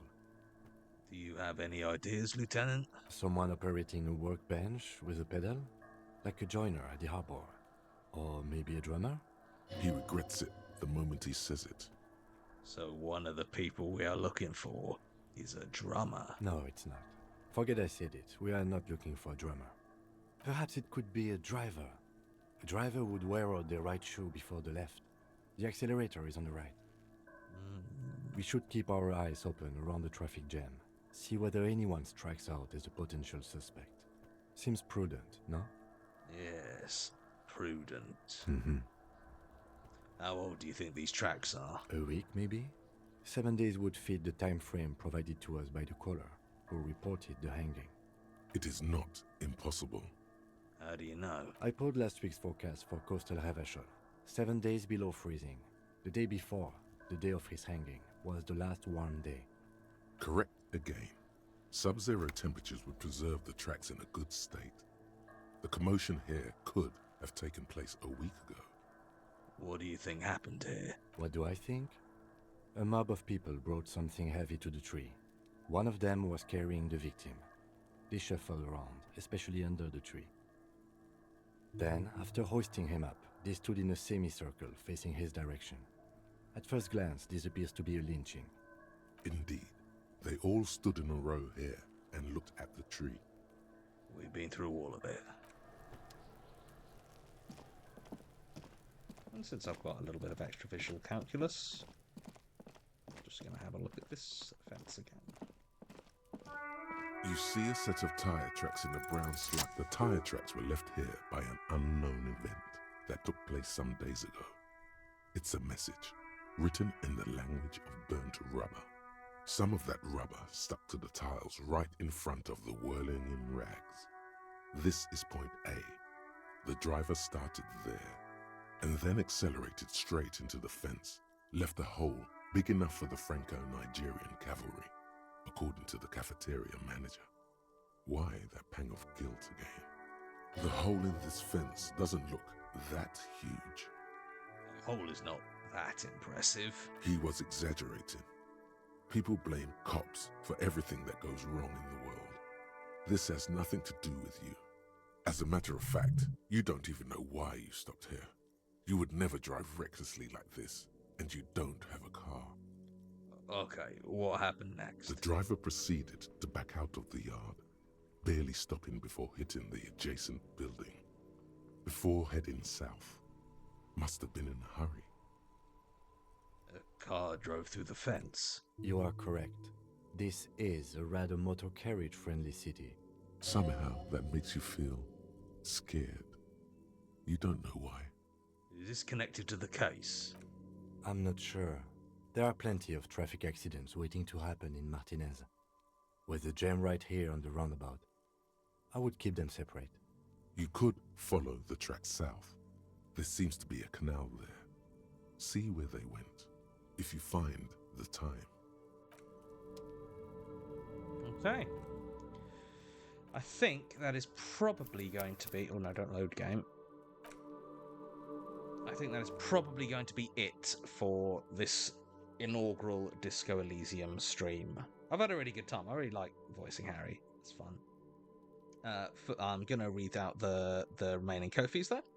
MK, hello. My post-university trip is going to take me through Edinburgh in August for a few days, and I was wondering if you have any recommendations for a first-time festival fringe goer. The website is quite intimidating. Yeah, so what I would recommend, to be fair, this may be a few years out of date. It's been a little while since I've done the fringe. So I used to be part of Mechanisms. Generally used to be part of the PBH Free Fringe. I don't know if it's still going on, but if it is, the Free Fringe is... Now, I'm not going to say that it has universally good shows. I'm not even going to say it has majority good shows, but I would say that they are very, representative if you want to get a taste of, what the Fringe is and how the Fringe feels. The Free Fringe is generally a really good place to start. If you pick up a booklet, they used to... again, this is assuming that it still works the way it used to in my day. If you can find a Free Fringe booklet, that should have all the shows listed, and then either flick through and see which titles catch your eye, or just whatever time of day it is, look what's on and go check it out. One thing I will say, the Free Fringe, the way it works is it sort of tips after the show rather than the cost of a ticket. So it's generally worthwhile making sure you have a little bit of cash to chuck in at the end of the show. Kofi from Red Dead Zombie. Hope you have a good night. Hope to see you at a TMA live event. Brackets. Alex promised us one. And FYI, I was able to listen to TMA in 13 days only because I wasn't working at the time. Excellent way to recover from a toxic job I gladly left behind. Oh, okay, that's quite a nice reason to be listening to all of TMA in 13 days. Also, there is a live show coming. Me and Alex are currently hashing out the script to it, so I'm quietly quite excited about it, actually. If only for, getting back on stage. I haven't been on stage in way too long. Kofi from Pop Archives. Hi, Johnny. I've been catching streams intermittently, but I wanted to drop by and say how much I've been enjoying Protocol, now that I literally indexed records for the EPA. So here's some money and my thanks for so much entertainment. Ah, thank you. And I'm glad you're enjoying it. Kofi from Alia Baxter. Hi, this game seems funky.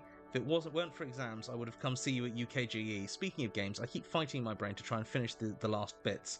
Why must stress erase all motivation? Yeah, I completely get you. Finishing a project is... oh, goodness. It is tough when the initial burst of inspiration and motivation fails. It is rough. But, good luck and push through, because actually putting that final full stop on it, actually finishing it, it feels wonderful. Until you have to go back and do the edit. Kofi from Tempest Montgomery. Hello and happy Friday, Johnny and all. I celebrated my birthday this past week, so I'm catching the stream as a gift to myself. Also sad about streams ending, but very excited to watch you play Disco Elysium. The writing is so wonderful, it'll be a lovely one to end on. Yeah, happy birthday. And yeah, that was my thoughts. I just it's a very special game to me, and I really I'm really excited at the thought of sharing it with everyone. Kofi from Hellfire Well. Hi all, this is my first time donating after years of watching. Sadly can't catch the stream tonight as I am attending my graduation ceremony, but I can't wait to watch the VOD. DE is one of my favourite games, and I always spend 30 minutes staring at the ceiling after the credits roll. Yeah, we'll see whether I just sit here in silence after the game, or if I can find it within myself to talk. And Kofi from Lazy Kiwi. Hi, Johnny, chat on mods. My good news this week was that I finally got the tattoo I wanted from last year. It's of the fawn from Pan's Labyrinth. Took 4 hours and now my arm is just achy but worth it. Have a good weekend, everyone. That sounds like a fantastic tattoo. Congratulations. And the pain will fade. The tattoo, that'll stay.